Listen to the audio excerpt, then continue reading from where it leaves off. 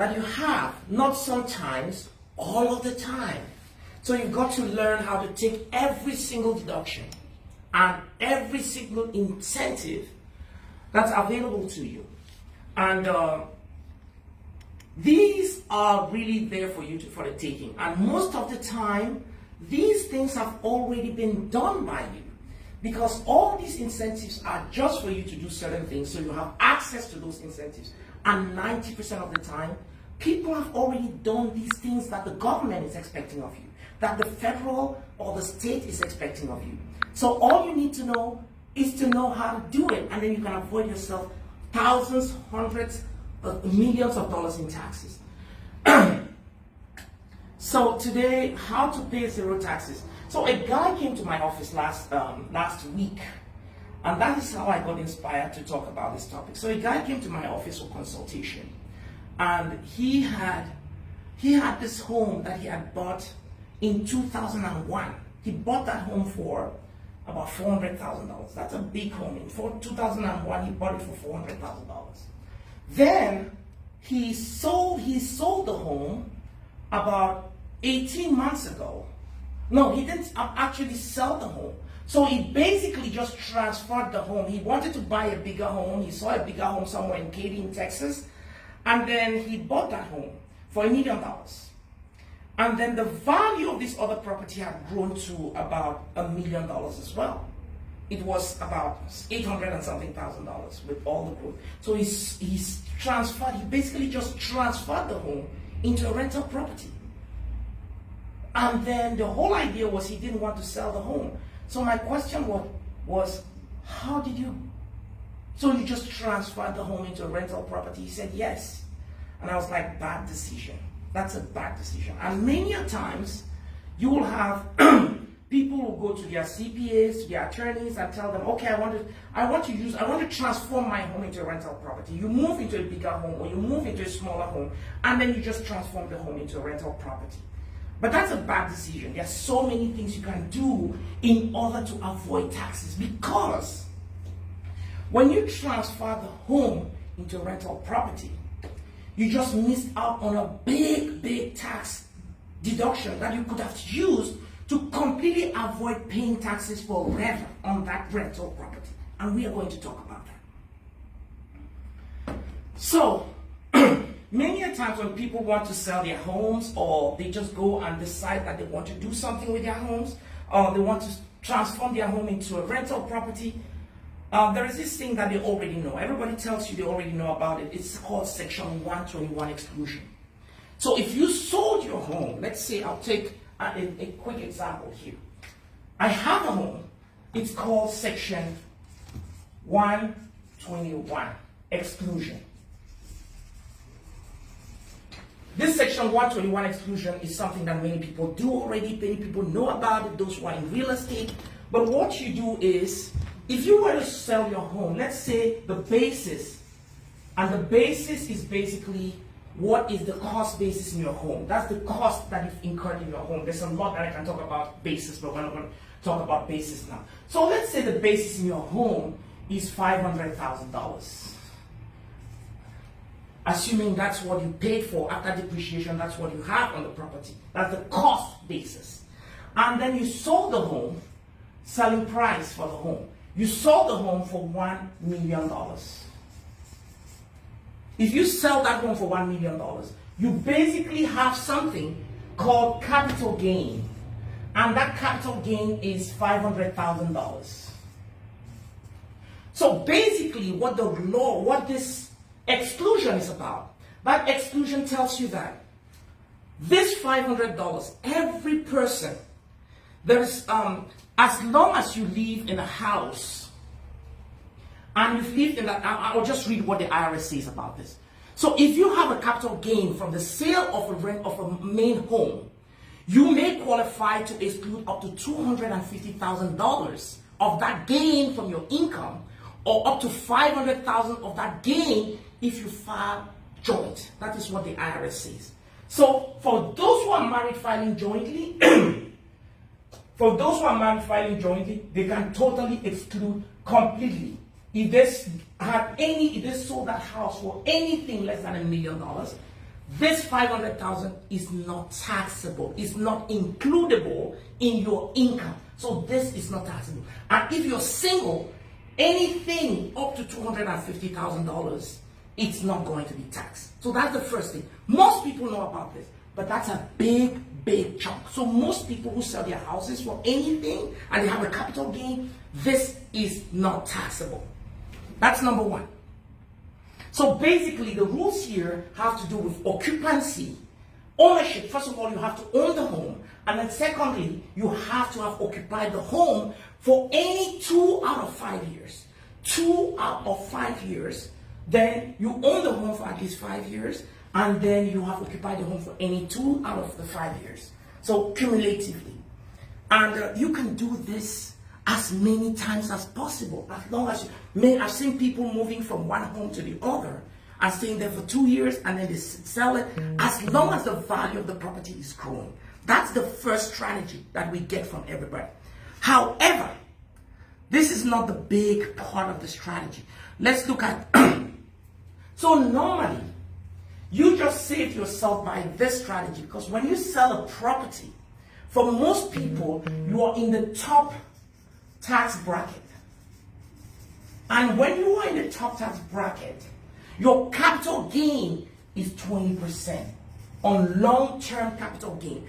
Because you have kept your property for more than a year, your capital gain is 20%. So if you sold that house and you had the capital gain of $500,000, 20% of this money is $100,000 that you have to give automatically to Uncle Sam. So by this rule, you are excluding yourself. You just got $100,000 in your pocket. That's number one. Number two, if you sold the home and then instead of if you sold the home, you bought this home for $1 million. And then instead of, you bought this home your basis in this home is $500,000. And then you sold the home for, let's say, $1.2 million. $1.2 million. In this case, if you are married filing joint, you still get the $500,000 exclusion. And if you're single, you get $250,000 of exclusion. Then what happens to the remaining number? Let's continue with the case where you're married filing joint. You have $200,000 of capital gain where you have to pay taxes. That $200,000, it's tax. Its tax is 20% on that $200,000. And 20%, 0.2 times $200,000. That's about $40,000 that you have right there to give to the IRS. 40K. So, I've had some people, they get at this stage, $40,000. Some are okay with that, but there's a way you can avoid this. And in some cases, you have people who actually sell. Let's say you were single. And then in this case, you are going to have $500,000 that you bought the home minus $1.2 million of this home. You have how much? You have $700,000 on which you have to pay tax of 20%. 20% of $700,000 is, you're paying something in the range of times 0.2.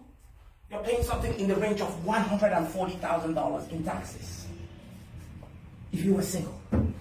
So you made a gain of this, and this is what you're giving to Uncle Sam. So my question is, people come to you and they say, okay, now you have this. How do I avoid paying this tax to Uncle Sam? How can I avoid paying that altogether? That's what we're going to talk about as the second strategy. So, in this case, because this is a home that you own, and then you're selling it, this is all you have, basically, because it's an owned property. So what I tell people is, if you were in this situation, what you need to do, instead of automatically selling that property, there is something that is available to you. The first one we talked about, 121 exclusion. The second one is Section 1031 exchange. Section 131 exchange. This is crazy, guys. And there is something you can really do to combine this and this together. So, what does Section 1031 exchange say? Let me read exactly what the IRS says about Section 1031. Whenever you sell a business or an investment property and you have a gain, so assuming this was a business, first of all, you had that home as your personal home. It's saying that whenever you sell a home or a business or a business or an investment property and you have a gain, you generally have to pay the gain on that at the time of sale. You pay the tax on the gain at the time of sale. IRS Section 1031 provides an exception that allows you to postpone paying the tax on the gain. So basically what this does is that the rule says if I sold a business property, and then I got a capital gain. Let's say this one. We sold this and this was a business property. And then we got that capital gain of $500,000. It's a business property. This sale, the selling price that I have on that property, I sold the house for this $1 million. That $1 million, you can basically, normally, you should be paying a tax of how much? Of $200,000. Because it's a business, you don't have Section 110, you don't have Section 121 exclusion. It's a business you're selling. So all you have to do, you have to pay $200,000 in taxes. Now, however, if you apply Section 1031 exchange, you can basically defer, you can carry that payment of that taxes and push it in the future. If you do two things, number one, it's basically one thing. If you take the whole amount that you incurred, that you sold the property for, and reinvest it in another property. So it is an exchange of like-kind property. And like-kind property is anything, for those of you who have homes, who have businesses, if you were to sell, and business is what? Anything that you have, like a rental property, an Airbnb, that's a business property. So when you sell that, you are supposed to pay tax on it immediately. But if you took that money, you take this $1 million that you had from here, and then you go and buy maybe 2 other properties with it, within a certain specified period of time, normally 45 days for you to identify the property, and then you have up to half a year to try to buy the next property. If you did that, then you don't pay any taxes. You will pay taxes in the future. You just defer the taxes. And there is a way I can tell you, you can defer that forever and then transfer it to your children tax-free.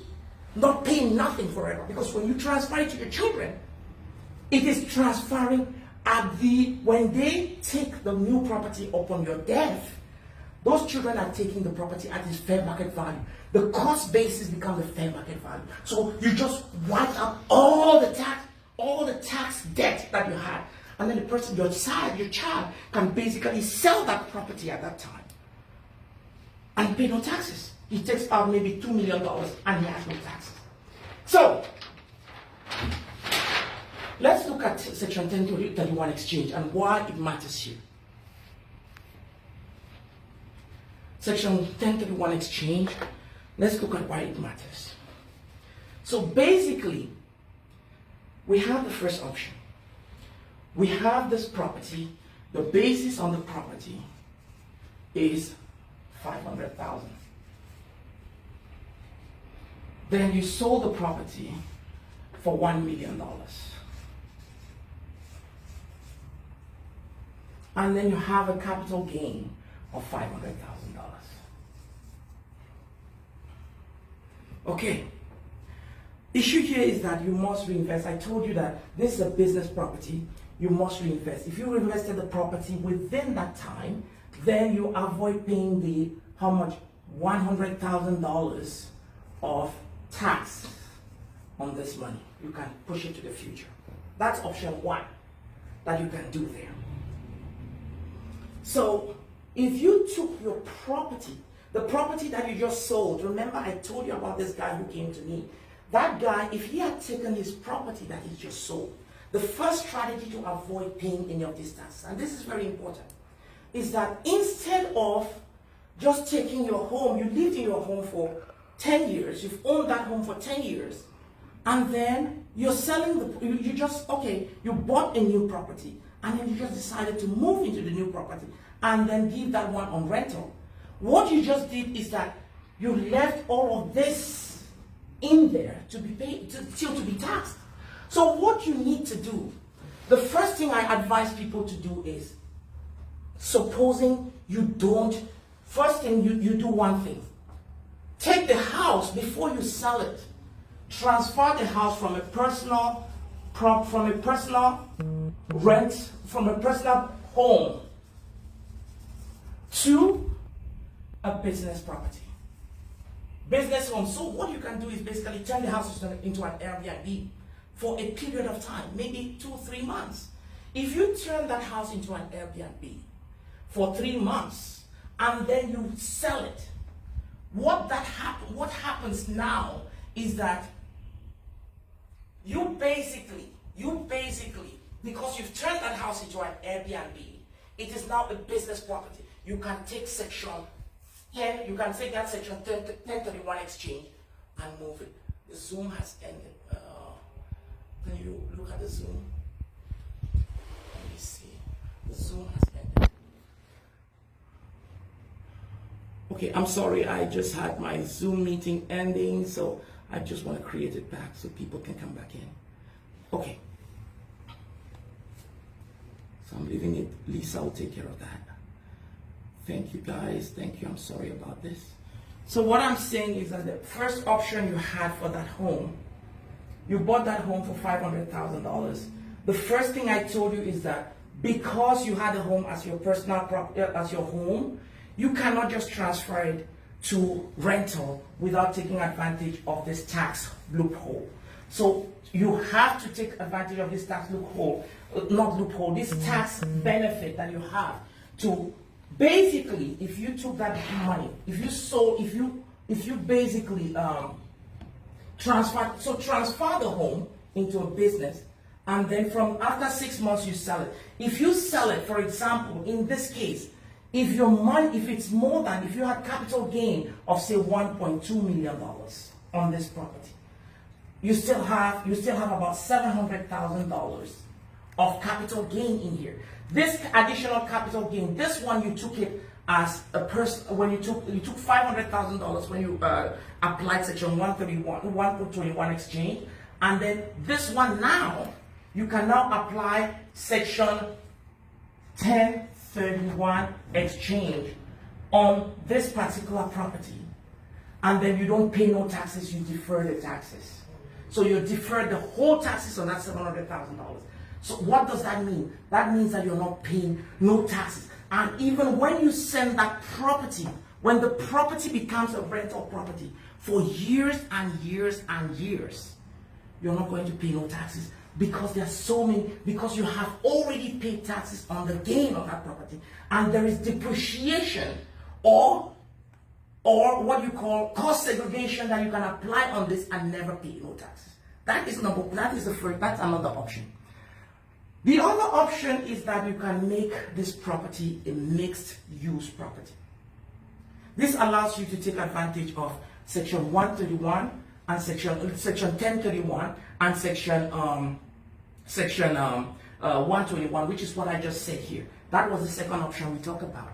Then the last option that we have is, and this one is where you have to become creative. If you have capital gain of 1.2 million on the sale of a property, that tells you that on that 1.2 million, if you're paying taxes is 20%, you're going to pay about $250,000, if my calculation is right, to Uncle Sam. That's 20% of that money.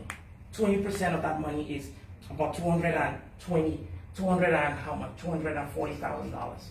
$240,000 that you have to pay in taxes. Nobody wants that.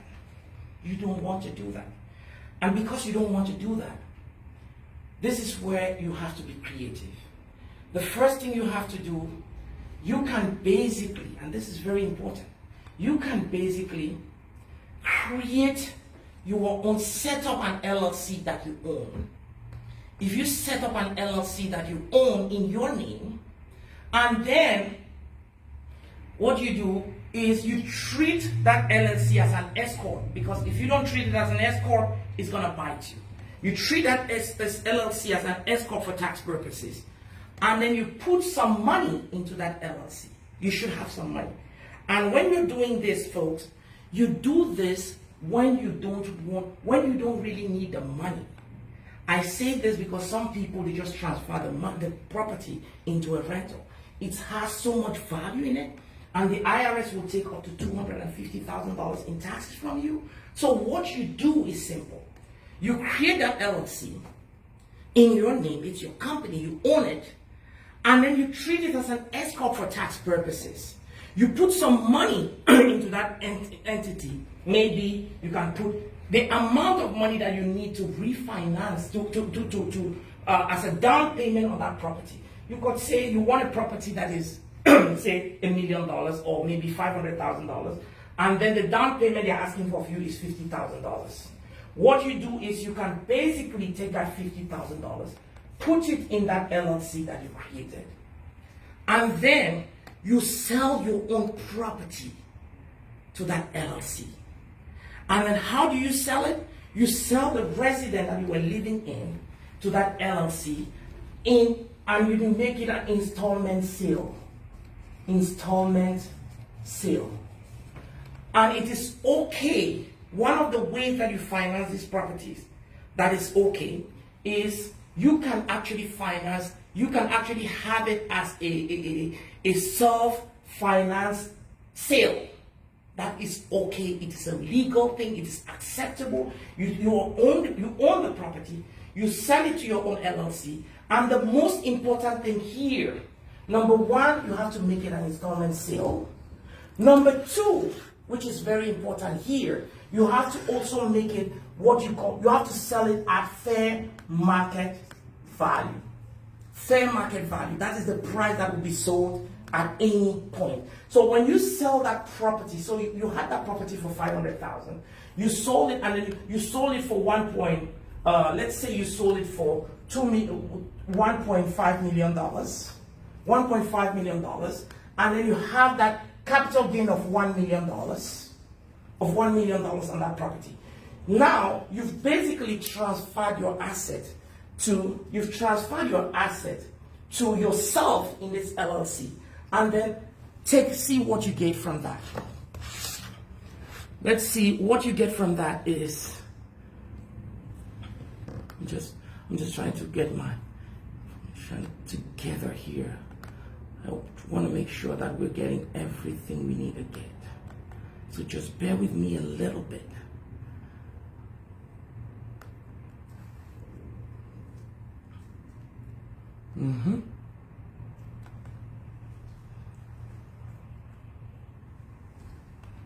So you must sell it at fair market value, and this is, I said this was legal. So what happens here is that the capital gain on this property has been transferred to you here, and it is paid as installment payments. So basically, you can sell that property for $2 million, and this guy is going to be paying you, say, $50,000 or maybe $50,000 a year, or maybe $10,000, or whatever you put there, $50,000 a year.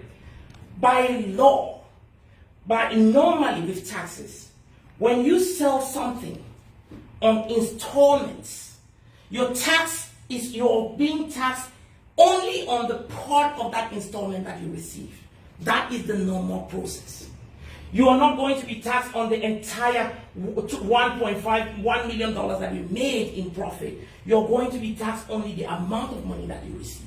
However, that is not where the strategy is. The strategy is for you to say, okay, I don't want to be taxed. When you're doing your personal tax return, instead of being taxed for on $1 million on this amount that you're getting on as installment, the installment that you receive, you can opt out and say, ask the IRS to tax you on the full amount that you receive, your total capital gain.